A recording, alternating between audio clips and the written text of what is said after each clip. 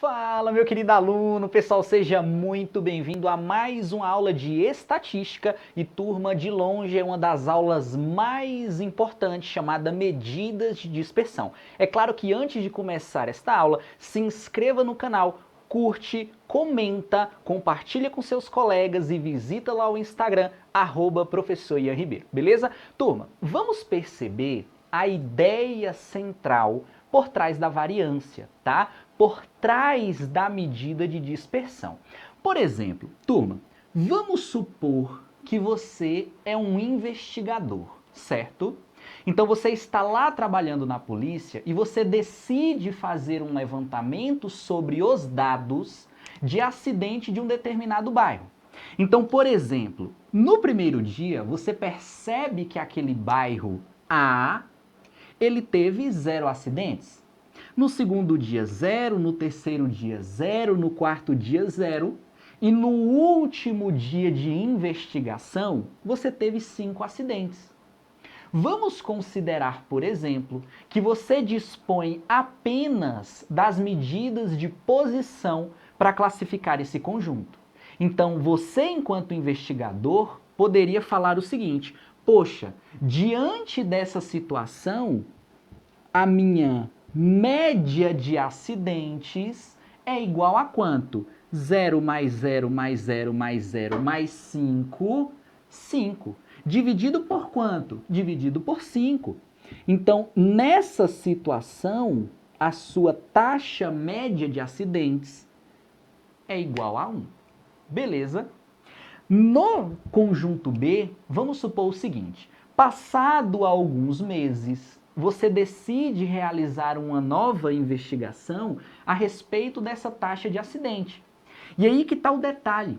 Ao contrário do conjunto A, no primeiro dia você teve um acidente. No segundo dia você teve 1, no terceiro 1, no quarto 1 e no quinto 1. Da mesma forma que você calculou a média para o conjunto A, você pode chegar para o conjunto B e calcular a média. Lembra que a ideia da média é você encontrar um valor que representa todo o conjunto? E aí que está o detalhe. Média do conjunto B. 1 mais 1 mais 1 mais 1 mais 1, 5. Quantas amostras você tem? 5. Da mesma forma, 5 sobre 5 é igual a 1. Só que olha o detalhe. Média é um valor que representa o conjunto. Na prática, o que você consegue enxergar? No conjunto B, de fato você teve um acidente por dia. Só que no conjunto A você não teve um acidente por dia. Você percebe que foi um conjunto mais disperso. Você teve em 4 dias nenhum acidente e no último dia você teve 5. Representa a realidade? Não. É aí que está o detalhe, porque nem sempre a média, a medida de posição, vai classificar o conjunto. De fato, o conjunto B ele é mais regular e o conjunto A ele é menos regular. Essa ideia de regularidade, ela é vista e observada, tá? Na definição onde a gente chama de variância. Variância, turma, é uma medida de dispersão. É uma medida utilizada para caracterizar a dispersão dos dados. Só que aqui tem algumas observações. Por que eu coloquei duas fórmulas? Ian, meu professor comentou apenas uma em sala de aula. É que deve ter o detalhe, turma, de você perceber o seguinte. A fórmula de cima é o que a gente chama de variância populacional. A fórmula de baixo é o que a gente chama de variância amostral. Duas observações, tá? Então, nesse caso, você tem uma variância populacional e nesse caso, você teve uma variância amostral. Qual é a principal diferença? Turma, na prática, se você for de fato muito técnico enquanto estatístico, você vai perceber que a populacional ela é utilizada para um conjunto muito grande de elementos. É uma população, conjunto com todos os elementos a serem analisados. Beleza? No caso da variância amostral, o seu conjunto ele é um conjunto menor. Outra observação.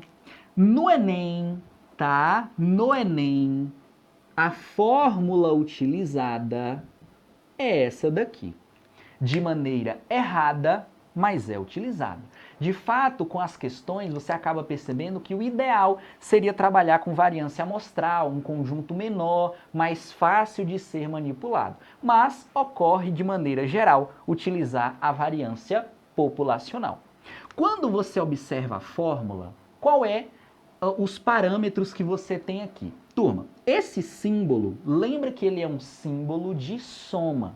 Então você vai realizar um somatório de alguns valores, certo? Quem é esse xi? Simples. Xi é cada amostra que você tem. Beleza? Então você vai se deparar com um conjunto de dados. Lembra no conjunto onde estávamos trabalhando com números de acidentes? Você tinha lá 0, 0, 0. Esse 0, esse 1 é a amostra que você tem. Beleza? X barra é a média. Então, turma, variância, obrigatoriamente você tem que calcular a média. Ou você calcula, ou a questão fornece, porque você vai calcular a dispersão dos valores em torno da média. O quão longe ou quão próximo os dados estão em torno da média, beleza? Então, x barra média aritmética. Perceba, turma, que esse somatório ele está elevado ao quadrado. Então, quando eu for mostrar na prática o cálculo na prática, você tem que realizar a subtração e elevar ao quadrado. Lembra, dando um número negativo aqui, não importa, porque todo número negativo elevado a expoente par fica positivo. Então não se preocupe nessa subtração com número negativo, beleza? Quem é o N? N, turma, total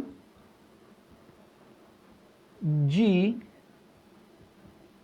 elementos, certo?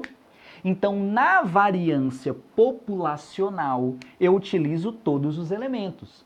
Na variância amostral, é n menos 1. De maneira muito técnica, esse n menos 1 é você encontrar o que a gente chama de graus de liberdade, tá? Mas isso aqui é papo para outro vídeo. Turma, como que funciona esse cálculo na prática? Nós vamos considerar aquele conjunto que trabalhamos anteriormente, conjunto A e conjunto B, beleza? Então, vem comigo aqui. Olha só, lembra que o conjunto A, ele tinha 0, 0, 0, 0, 5, beleza? Então, é um conjunto de valores. Você tem um conjunto de amostras. Qual é a média desse conjunto? Ian, eu lembro que a média é igual a 1. Show de bola, tá?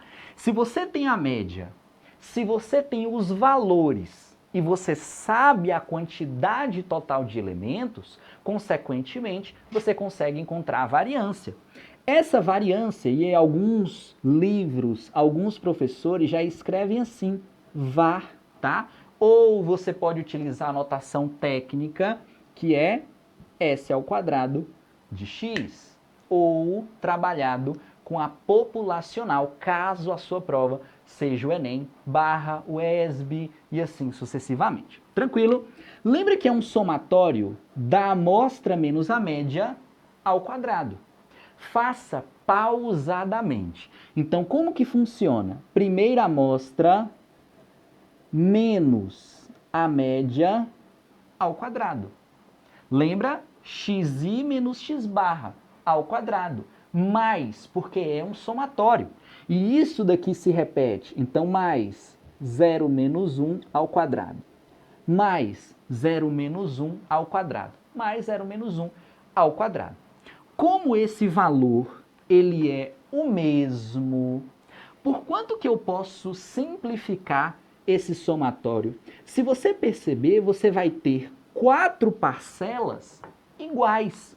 Então, é a mesma coisa de 4 que multiplica 0 menos 1 ao quadrado.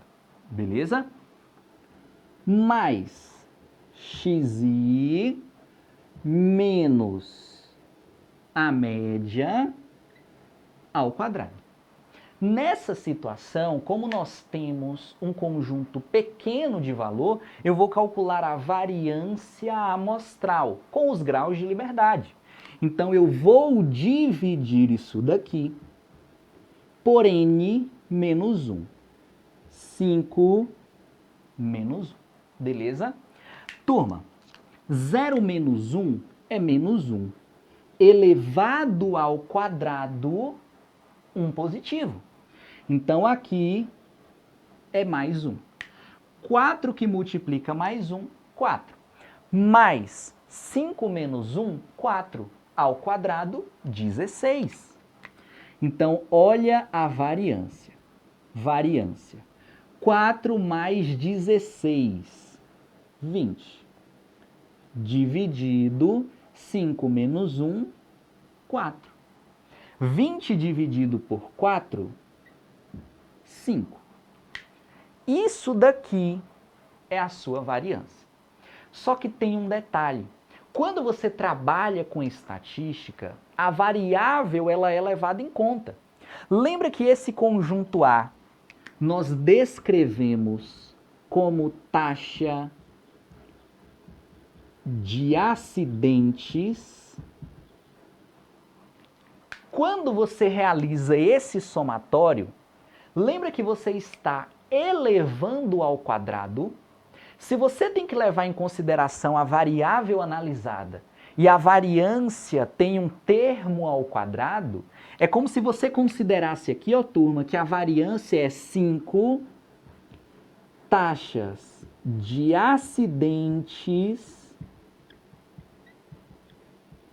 ao quadrado. Ai, eu não entendi muito bem não.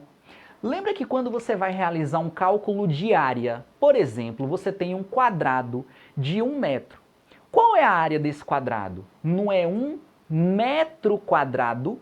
Isso porque você carregou a grandeza. Na estatística é a mesma coisa.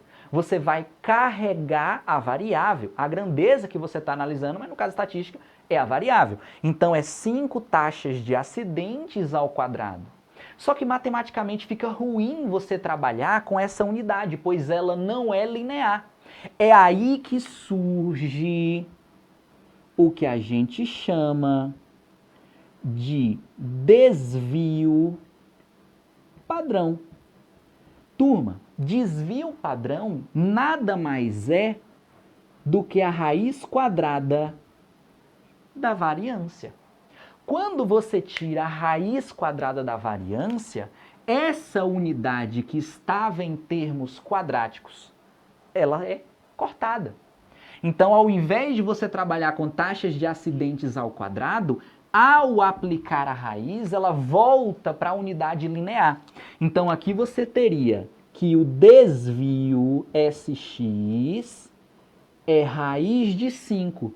E esse resultado é o desvio padrão. Então, raiz de 5, taxas de acidentes. Detalhe, turma, aí agora em relação à prova do Enem. O que acontece? Quanto maior é a variância, consequentemente, maior é o desvio padrão. Só que qual é a interpretação que eu tenho que fazer? Quanto maior a variância, mais irregular é o meu conjunto. Quanto menor a variância, mais regular é o conjunto. Tanto é que se você pegar aquele conjunto B, onde eu tenho 5 valores, onde cada valor é o número 1, quanto que dá essa variância?